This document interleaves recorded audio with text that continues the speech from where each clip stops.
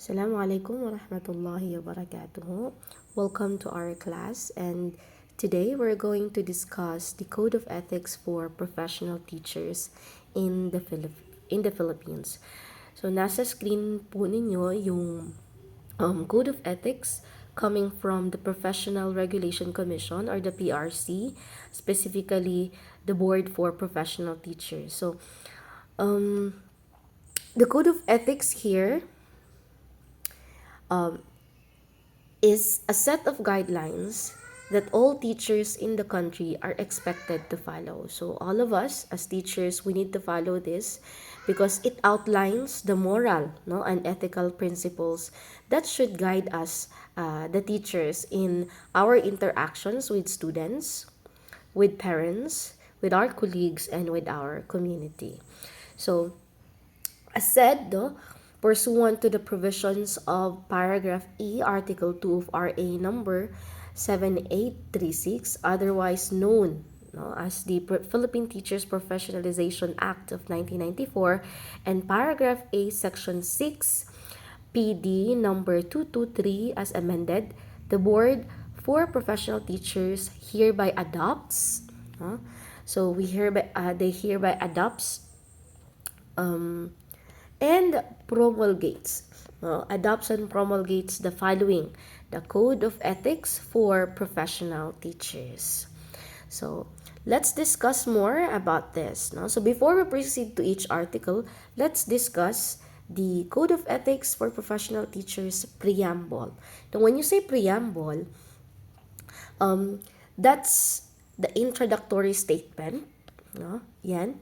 The introductory statement or preface to a document such as the Constitution, law, or treaty. So in this case, may preamble din yung Code of Ethics. So it typically outlines the purpose, the goals, or ideals that inspired the creation of this document. So in many cases, the preamble serves as a philosophical or historical context for the document, providing a sense of its broader significance, and it can also be used to establish a common ground or shared understanding among the parties involved. So, let's discuss the preamble in the Code of Ethics for Professional Teachers. So, it is stated here that teachers are duly licensed professionals who possess, no? So you should possess, no, yung mga duly licensed professional, ha?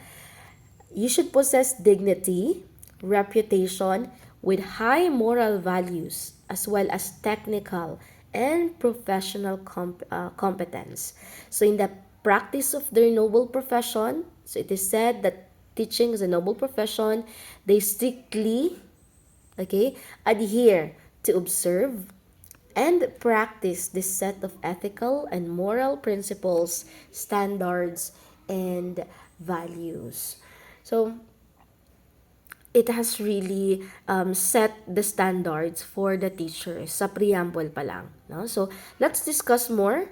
In the Article 1, okay, in the Article 1, it is the scope and limitation. It states here the scope and limitation. In Section 1, the Philippine Constitution provides that all educational institutions, take note ha, all educational institutions shall offer quality education for all Filipino citizens, a vision that requires professionally competent teachers committed to its full realization. So the provisions of this code shall apply, therefore, to all teachers in all schools in the Philippines. So, all teachers must abide to this code of ethics. In Section 2, this code covers all public, take note of that, and private school teachers in all educational institutions at the preschool, primary, elementary, and secondary levels, with whether academic, vocational, special, technical, or non-formal. So the teacher shall include industrial arts or vocational teachers and all other persons performing supervisory and or administrative functions in all schools at the aforesaid levels, whether on full-time or part-time basis. So lahat, ang scope nito ay lahat ng mga teachers in the public and private schools, in preschool, in primary, in elementary, and secondary level. Okay, so the Article 2, the teacher and the state, no? Um, in the Section 1, it says that the schools are the nurseries of the citizens of the state. Each teacher is a trustee of the cultural and educational heritage of the nation and is under obligation to transmit to learners such heritage. So what we are transmitting pala, hindi lang mga knowledge, but also the heritage, no? As well as to elevate national morality, promote national pride, cultivate love of country, instill allegiance to the Constitution, and respectful for all duly constituted authorities and promote obedience to the laws of the state.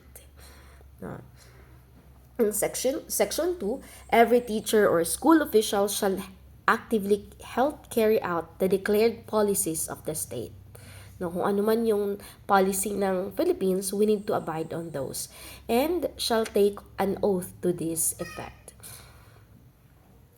In the section 3, in the interest of the state and of the Filipino people as much of his own, every teacher shall be physically, mentally, and morally fit.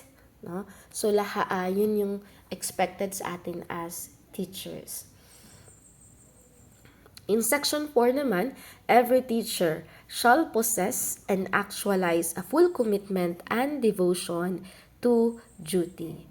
And in Section 5, it states here that we shall not engage in the promotion of any political or religious or other partisan interests and shall not directly or indirectly solicit, require, collect, or receive any money, service, other valuable material from any person or entity for such purpose. Kaya nga yung teacher, he or she should not take any gifts coming from his or her students or anyone or sa parents man yan, to prevent things like this na mangyari. So a teacher shall not engage in the promotion of any, no? And then in Section 6, every teacher shall vote and shall exercise all other constitutional rights and responsibilities. Section 6, sinali ata yung Section 6 because teachers are placed as electoral board, I think, during elections. So, though they are the one they are the ones who will assist, no, the voters, still, yung mga teachers shall still also vote. No, hindi lang just to assist. In Section 7, a teacher shall not use his position or official authority or influence to coerce any other person to follow any political course of action. Okay. Then, Section 8, every teacher shall enjoy academic freedom and shall have the privilege of sharing the product of his researches,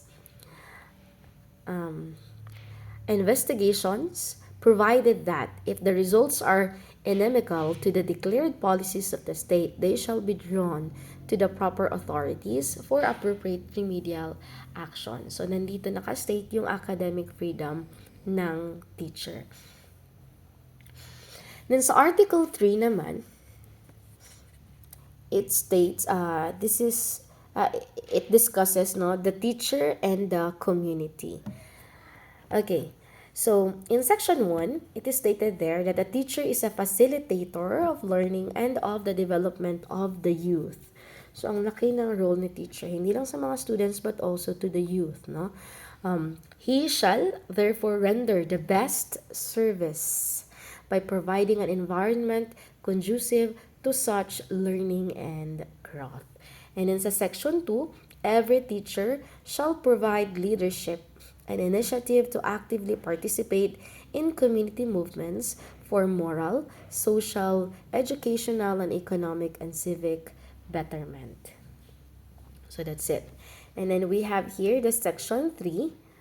Every teacher shall merit reasonable social recognition, for which purpose he shall behave with honor and dignity at all times and refrain from such activities such as gambling. So, si teacher hindi dapat magagamble, such as smoking, no? Drunkenness and other excesses, much less illicit relations. So, yung mga illicit relations dyan, no, it should be stopped. No? If in case man na yung teacher ay gumagawa ng mga ganong kinds of activities. No? Specifically, the gambling, smoking, and drunkenness. No? And in section 4, every teacher shall live for and with the community, and shall therefore study and understand local customs and traditions in order to have a sympathetic attitude, therefore refrain from disparaging the community. This applicable to those teachers na na-assign sa isang place wherein she or he is not familiar with. For example, Ranao being assigned to a Christian area, so that's normal thing na nangyayari sa Lanao Sur, Lanao del Norte.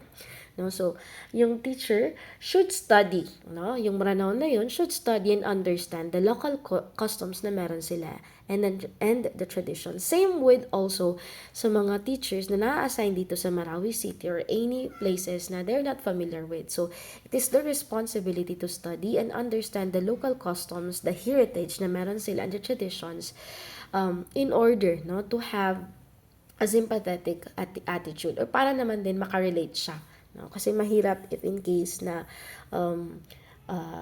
the teacher will not do an effort to study the heritage, no, or the culture na meron yung isang place. Kasi yun din yung expected na culture or practices na ginagawa ng mga learners niya. Especially the colleague, no? In the community. Okay, in section 5, every teacher shall help the school keep the people in the community informed about the school's work and accomplishments, as well as its needs and problems. So this is very challenging to do, no? Not all teachers can, announce to the community ano yung ginagawa ng school. But through media, I think, the school mismo, yung institution mismo, is sila yung nagpo-post sa mga pages nila and informing the public that these are the activities that we have done, no? And these are the accomplishments that we have achieved. That's it. And in the section 6, every teacher is an intellectual leader in the community, especially in the barangay, and shall welcome the opportunity to provide such leadership when needed, to extend counseling services as appropriate, and to actively be involved in matters affecting the welfare of the people. So, si teacher, isa siyang intellectual leader in the community. Okay, in section 7, every teacher shall maintain harmonious and pleasant personal and official relations with other professionals, with government officials, and with the people, individually or collectively. And in section 8, a teacher possesses freedom, freedom to attend church and worship as appropriate, but shall not use his position and influence to proselyte others. No? Yan siya. Okay, so I think that would be all for the articles, for the preamble, articles 1, 2, and 3.